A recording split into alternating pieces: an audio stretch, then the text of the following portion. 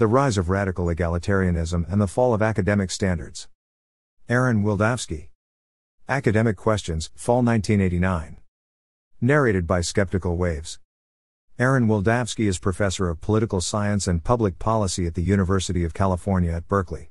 This article originated as a talk on November 12, 1988 at a symposium on the transformation of academic culture, sponsored by the National Association of Scholars. Let's begin, as is appropriate, with a sense of wonder. No one I know, including myself, at the end of the 1950s and the beginning of the 1960s, anticipated anything like what has occurred. The period of McCarthyism was over.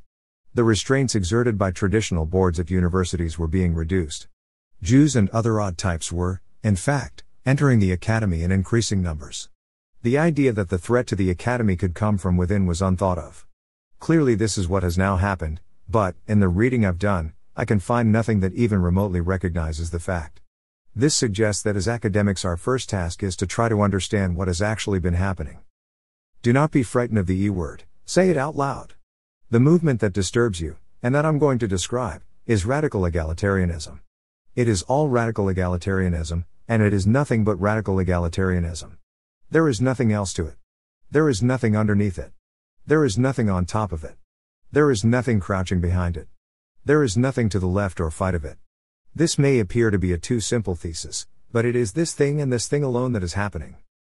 By radical egalitarianism I mean not only an approach to the distribution of economic resources, but, in a sociological sense, the idea of a culture or a way of life devoted to diminishing differences among people. For example, whose life has not been affected by feminism, the effort to reduce power differences between men and women, or the civil rights movement seeking to narrow the differences between black and white and other people of color, or gay fights or children's fights?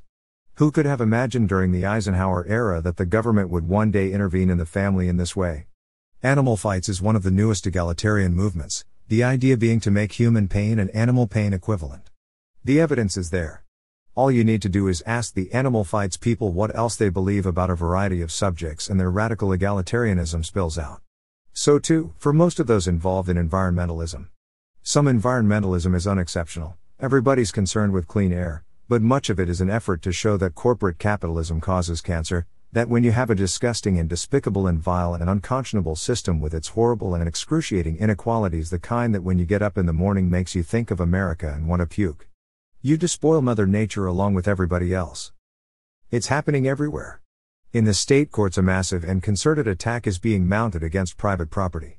When you listen to these judges, and I could quote from them at length, their justification for taking people's property is not on the grounds of anything in the Constitution, but on the grounds that it would lead to a more egalitarian result, or that it would somehow be good for the environment, or good for creatures we should be nicer to so as to reduce the distance and differences between them and us. The question in the job market is no longer quality of work, but equality of job distribution, as you can see in the case of a hospital administrator recently recounted in the New York Times. Accused of not having enough blacks on the staff, what does this administrator say? She doesn't say it is wrong to have quotas. She says, "We're trying awfully hard, there's just not a big enough pool." Faced with this massive onslaught of egalitarianism, in the society as well as the academy, the appropriate role for scholars is enlightenment. By that I mean you must say it is wrong. It's not that you can't do it, it's that you ought not to do it. It is fundamentally wrong to have quotas. It is fundamentally wrong to have positive discrimination. This is not easy. When inequality is considered a moral wrong, like stealing, it brings opprobrium. Let's go to a question that many of us deal with in the classroom, the question of American exceptionalism. What makes this country so different, without socialism and as big a welfare state as elsewhere, or class warfare or a national university? The essence of exceptionalism as originally conceived was the belief among the Jeffersonians, and later the Jacksonians, that equal opportunity under American conditions could be made compatible with equal results, provided the central government did not add artificial inequalities.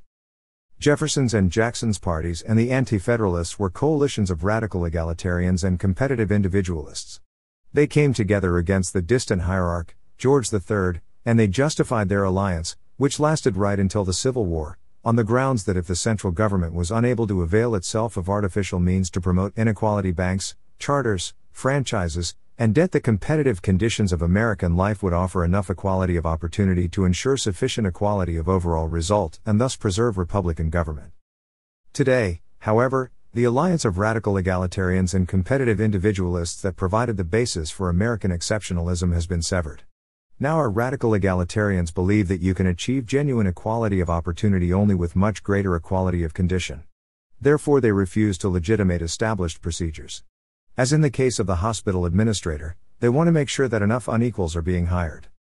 That is their test of democracy, not whether appropriate procedures have been followed or qualifications have been met, but whether the desired more equal result has been attained. In their view, democracy is not about gaining agreement but about obtaining a substantive result. No longer can it be said that democracy is possible in our country because our agreement on procedures for legitimating decisions makes it unnecessary for us to agree on substantive policies. How did this change come about? Originally, even the proponents of egalitarianism believed in a weak state. They were happy if central government did not coerce them. However weak it was, they could always drum up concerns of a return to monarchy. The abolitionists made a big mistake in this regard. Instead of asking for something that could never be granted, like perfect safety to take a contemporary instance, they asked for something that could be had, namely, the abolition of slavery, and thus brought about their own eventual demise. Even in the 30s radical egalitarianism was weak, as you can see if you read the pronouncements of top Democratic Party officials of that era. By the 1960s, things began to change. The big change, of course, was the civil rights movement. Our system refused to recognize basic rights. The reality of both equality before the law and equal opportunity for black people was persistently denied. The leaders of that movement, thus ennobled by standing for equal opportunity and equality before the law, became the leaders of feminist and other egalitarian movements. They fanned out everywhere, with very strong representation in the media. One may add to this the way in which the Vietnam War was interpreted so as also to delegitimate authority. In any event, into the media and the academy came substantial numbers of people who believed more and more in greater equality of condition. Does that reflect Marxism? You mustn't think that our new radical egalitarians are Marxists, or that they could on 1 foot or 8 feet begin to explain the mysteries of historical materialism. What they do like about Marxism, however, is its critique of our institutions as unconscionable, insupportable, i.e., inegalitarian.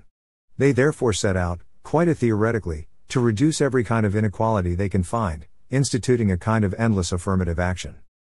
When you have only a small proportion of egalitarians around, they can perform some helpful services.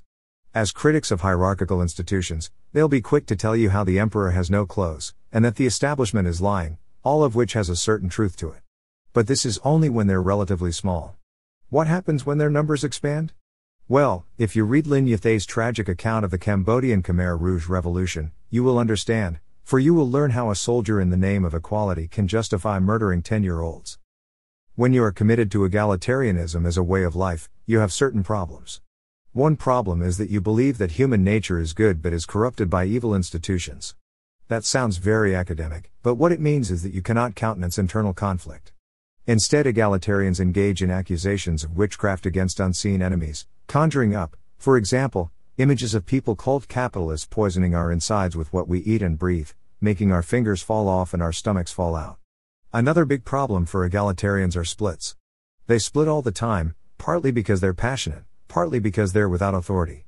It's very hard to keep a group together and to resolve problems without authority. That's why their meetings are endless. But there are also strengths that go with these weaknesses. For example, the egalitarians are amoeba-like. They split but they survive.